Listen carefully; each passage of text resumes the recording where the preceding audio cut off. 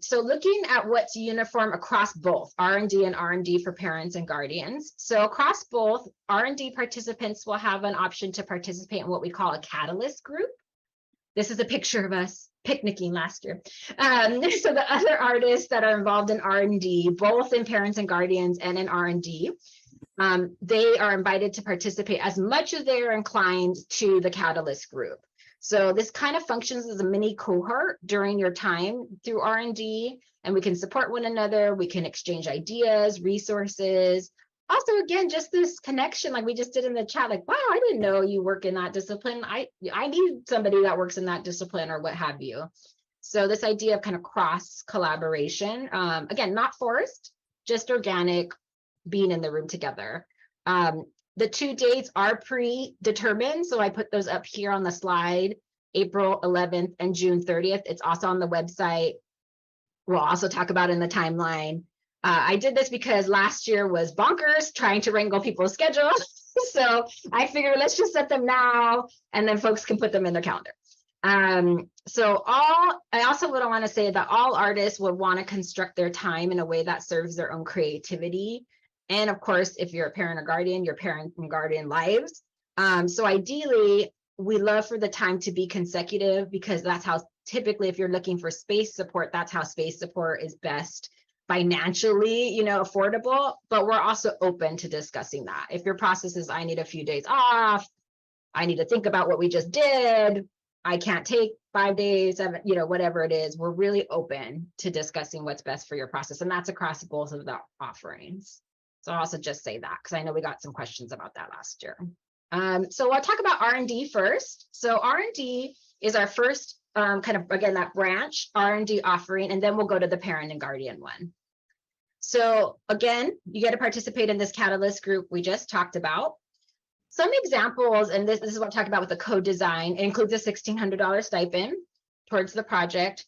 And we usually typically pay that out to the lead artist, but again, we can allocate that how the artist sees fit.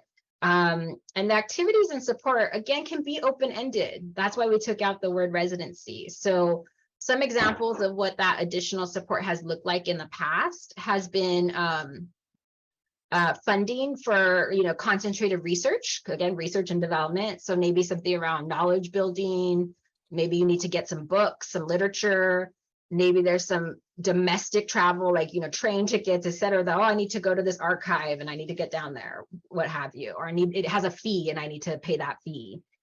Maybe you need Zoom, for a variety of reasons, and we can cover those costs. Maybe there's some remote learning opportunities to do research with a scholar that that you've been trying to get a hold of for your project. Additional support for collaborators is another big one that came up last year. So I'm the lead artist, but I want to be in the room with my choreographer, as an example. A local residency, again, is an option. So I need space. I need space to be in a room by myself with my one collaborator. I don't know, so thinking about what your needs are. Project documentation typically does happen with R&D, so we usually do photo or video, but if there's more robust documentation that's needed, please put that down as like an additional support that you're looking for. We just do basic archival, nothing fancy, but needed. We understand that that's really needed. And then we meet with each R&D artist individually, with myself or Miranda Wright, our executive director. The producing team meets with each R&D artist, and we just talk about their project, talk about maybe different fundraising paths, different resources that we can recommend. And as much as we're wanted or needed, we will have meetings with you and just kind of move along the project and try to help you as best as we can. So we'll meet periodically. We'll definitely meet at the beginning and really go over the interest form and the proposal and talk about what we want to co-design together. And for this R&D offering, it's about 2 weeks of time. So again, doesn't have to necessarily be consecutive, but if a space is involved, we may want to look at like some consecutive options. And at the culmination of the program, we also have the catalyst group, but we'll also have a meeting with the artists as producers and just check in to see how the experience was, talk about the progress, cheer you on, all that good stuff. And of course, we always make sure people are operating with, state health and local health guidelines, and just make sure that folks are taking into account people are sick, stay home, etc. So moving on to the parent and guardian offering, some key differences to highlight here. There is the catalyst group, so that's great.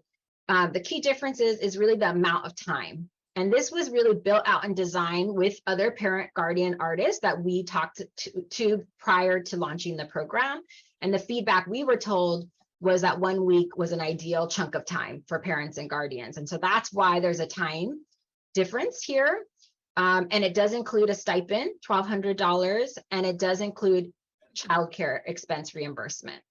So there's an $800 contribution towards childcare. This is geared towards the workspace, again, because we heard from folks that that's what was needed for parent and guardian artists to move forward in their work. As we progress, we're always open to feedback if workspaces don't seem to be that needed or desired. And it's also tied to a lead funder, which we'll get to our financial transparency, and their funding only supports residency, so only supports place-based happenings. So really anchoring in the space is a definite. And if budget allows, you can still request additional support. So just what we talked about, research, collaborator fee, robust documentation, it's still okay to request that. Just know that it's really anchored. This particular offering is anchored in space. Good. Patricia. Yes. Let's say I'm a parent or guardian. Mm-hmm. Is it one application for both, or can I be considered for both? You are so right, Martian. Thank you for that question. Yes, it is one interest form for both. There's a little tiny checkbox that says I am a parent and guardian. I would ask, if you are not interested in being considered for both, to please email me. We don't have an option to do that. That was an oversight on my end. But if you're like, I cannot do the 2 weeks, that would be great to let me know, because we will consider you for both opportunities if you check that box. But if you're like, nope, I only want to do the 1 week, let me know that. Kate? Yeah, thanks.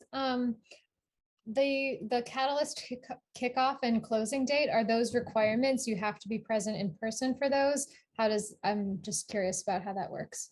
Yeah, they're optional. They're optional additional offerings to the program. So we did have everybody join us except for, I think, one artist last time because of conflicts, travel conflicts. I encourage it. I think it really helps folks just ground themselves in a community, but no, it is optional.